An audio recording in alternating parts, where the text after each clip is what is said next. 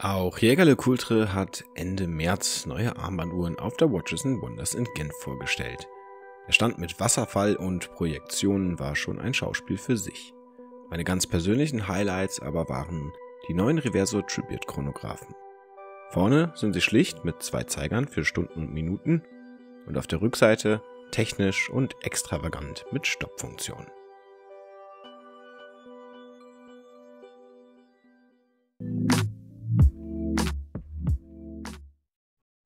Das ist die Ausgabe 2 1996 von unserem Magazin Armbanduhren. Auf dem Cover und im Inneren wurde über den ersten Reverso-Chronographen mit Kaliber 829 berichtet. Dieses Jahr, 2023, wird das Modell in etwas anderer Form neu aufgelegt. Statt arabischer Zahlen hat das neue Modell facettierte Indexstriche, verzichtet aufs Datum und die Laufanzeige des Chronographen. Auch die Rückseite ist relativ schlicht gehalten, typisch für die Reverso. Die Gehäuse in Gold oder Edelstahl messen jeweils 49,4 x 29,9 mm und besitzen die für die Reverso typische Wendefunktion. Dafür muss man den Werkcontainer nur ein Stück zur Seite schieben und schon kann man diesen ausschwenken und umdrehen.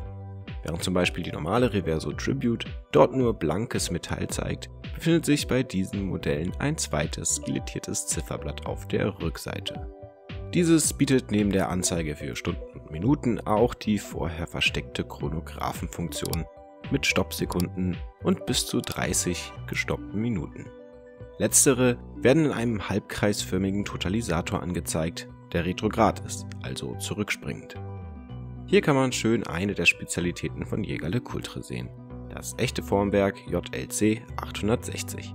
Das ist nämlich perfekt auf die rechteckige Gehäuseform der Reverso zugeschnitten.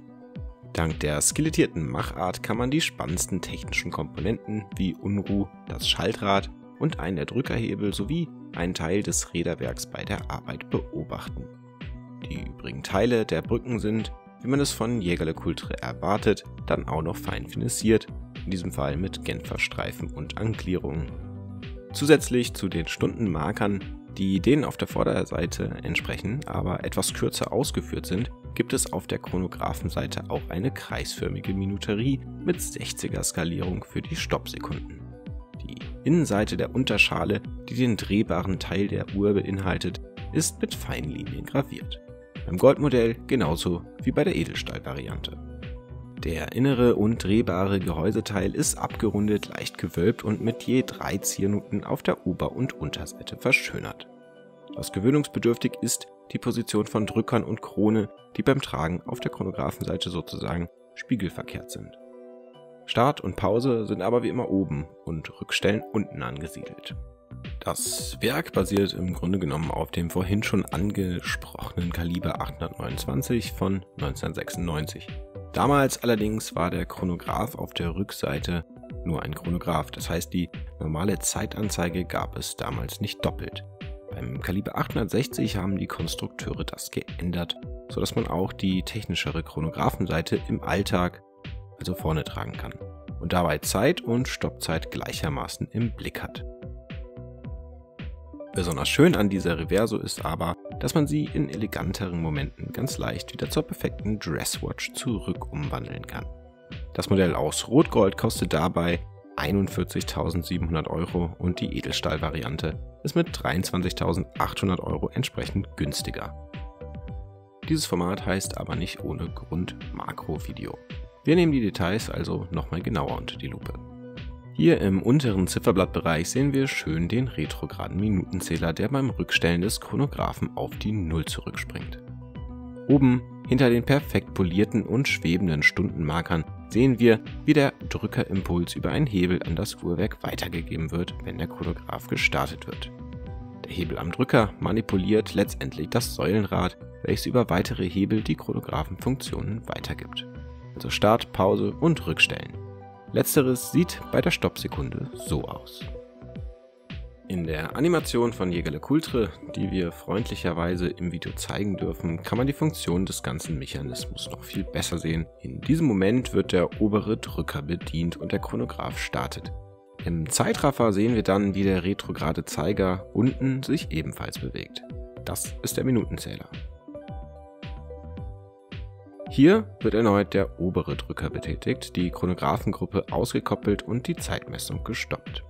Und hier wird der untere Drücker betätigt und die Stoppsekunden und Minuten springen zurück auf 0. In echt sieht das dann so aus. Eine kleine Besonderheit ist, dass die Minutenanzeige ab einem gewissen Punkt beim Rückstellen erst auf die 30 und dann auf die 0 springt. Aus Zeitgründen konnte ich auf der Messe aber nicht lang genug die Zeit stoppen, um das auch in echt aufzunehmen. Hier ist ein Sprung nach ca. 12 gestoppten Minuten. Da ist es noch nicht so. Bei der Gold-Variante habe ich es bis 16 von 30 Minuten geschafft, aber anscheinend ist das noch nicht der angesprochene gewisse Punkt.